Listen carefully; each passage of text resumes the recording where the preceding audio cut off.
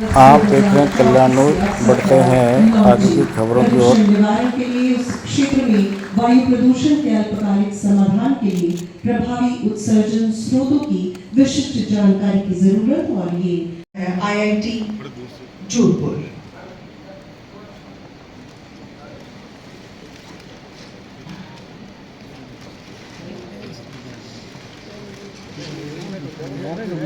इधर आओ।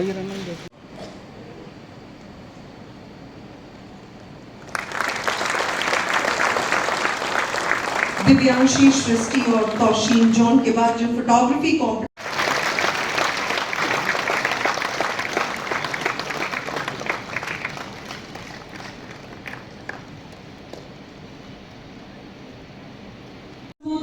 और परिचयात्मक संबोधन के लिए Shrimati Vinita Singh, joint secretary Rajasthan state pollution control board, आप कृपया अपना संबोधन प्रदान करें।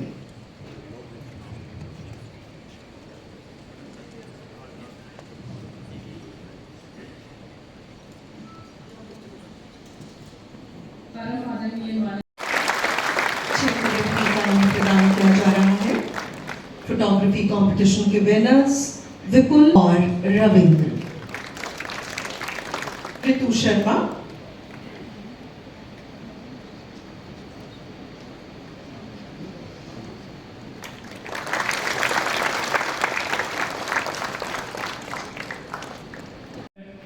वेद, उपनिषद और पुराण प्रकृति की पूजा और संरक्षण का संदेश भी देते हैं।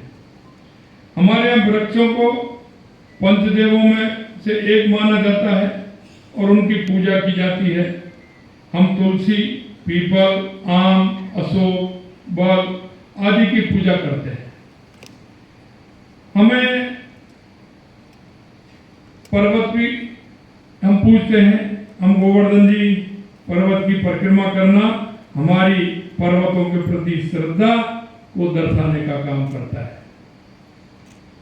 हम देखते हैं, हम नदियों को भी पूजते हैं, हम पर्वतों को भी पूजते हैं, वृक्षों को भी पूजते हैं। उसका कारण हम प्रकृति को सजोने का काम करते हैं। हमारे उसमें संदेश है कि ये आपके साथ है, ये प्रकृति है और इस प्रकृति को संभालना हर नागरिक का कर्तव्य भी है। हम देखते हैं राजस्थान के लोक देवता, त्योहार और परंपराएं, ये सब पर्यावरण के संरक्षण को प्रोत्साहित करती है। कई राजस्थानी समुदाय में वर्षा ऋतु के स्वागत और जल संरक्षण के लिए विशेष उत्सव और पर्व मनाए जाते हैं। नदियों को हमने माता का दर्जा दिया है। हम अपनी बोलचाल में माँ गंगा जी, माता गंगा जी बोलते हैं, माँ यमुना जी बोलते हैं, माँ नर्मदा जी बोलते हैं। और यही नहीं, हम उनको उसी भाव से पूजा भी करते हैं। हम उनका संरक्षण भी करते हैं, हम उनके प्रति सम्मान प्रकट भी करते हैं। इससे पता चलता है कि हमारी भारतीय जनमानस में नदियों के प्रति कितना सम्मान है। यही नहीं, राजस्थान वह धरा है जहाँ लोगों ने पर्यावरण की रक्षा के लिए अपना सर्वोच्च बलिदान भी दिया है। हमारे यहाँ जो कहा जाता है कि सिर साटे रुख रहे तो भी स्वस्थ जान, ये कहावत है। यानी सिर कटने से भी अगर वृक्ष बच रहा है तो ये सस्ता सौदा है। ये हमारी राजस्थानी में हमेशा कहते हैं। और आपने देखा होगा, पेड़ों को बचाने के लिए मां अमृता देवी ने अपने प्रियजनों सहित सैकड़ों ऐसे अपनी बेटियों सहित अपने को आहुति देने वाली मां अमृता देवी ने अपने पर्यावरण के लिए और वृक्ष बचाने के लिए कितना बड़ा बलिदान दिया है, वो राजस्थान की धरती की थी। मैं आपसे इतना कहना चाहता हूं, ये मिसाल दुनिया में कहीं और नहीं मिलेगी, ये सिर्फ भारत में ही मिलेगी। क्योंकि हमारी संस्कृति, हमारा विचार हमें यही सिखाता है। राजस्थान अपनी समृद्धि, संस्कृति और विरासत के साथ विविध परिस्थितियों की तंत्रों के लिए भी जाना जाता है। धार का विशाल मरुस्थल, अरावली की पहाड़ियां, अमृत रूपी जल देने वाली नदियां और झीलें राजस्थान के प्राकृतिक सौंदर्य को अनूठा चित्र बनाती है।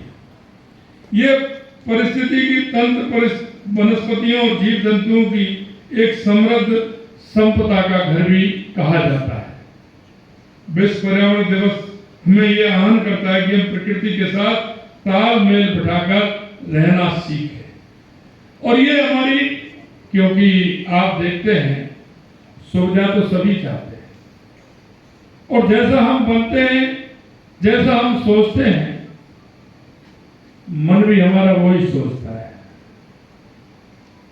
लेकिन हम उसको दूसरे रूप में लेते हैं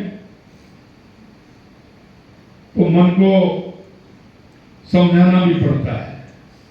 हम देखते हैं कि हमारा एसी जब चलता है तो 20-21 उस पर हम चलाते हैं, लेकिन उसके साथ हम क्या करते हैं कि चादर और कंबल भी ओढ़ते हैं। ये मैं आपको वो बता रहा हूं कि जो जिसमें हम पर्यावरण का छोटा उदाहरण होता है, लेकिन उसमें हम कितनी बड़ी, अगर हम थोड़ा सोचेंगे तो बहुत बड़ी बचत हम उस पर्यावरण को सुधारने में हम करेंगे। अभी हमारे मुख्य सचिव जी बता रहे थे, उन्होंने तो कम देखा होगा, मैं गांव में देखता हूं, जब जाते हैं तो वो पानी की नली चलती रहती है और उसकी बुर्स चलती रहती है, और वो पानी उस मंजन के लिए कितना उपयोग में आता है, और उसके इस इंतजार से कि मैं इसको बंद ना करके चलती रहे, उसका कितना पानी का दोहन होता है। ये छोटी छोटी बातें होती हैं। हम अगर चादर नहीं ओढ़े और एसी को अगर हम 24, 25 पर, 26 पर चलाएं तो हमारा काम तो उससे भी चल जाता है, लेकिन अगले वाले को वो कितनी गर्मी दे रहा है, हमारे इस पर वायुमंडल पर कितना असर कर रहा है, यह हमें सोचना चाहिए।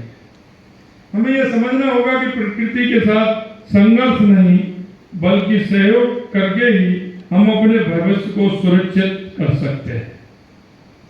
राजस्थान सरकार पर्यावरण संरक्षण के लिए प्रतिबद्ध है। हमने इसके लिए कई महत्वपूर्ण पहल शुरू की हैं। राज्य ने हाल ही में गर्मी का भीषण दौर देखा है।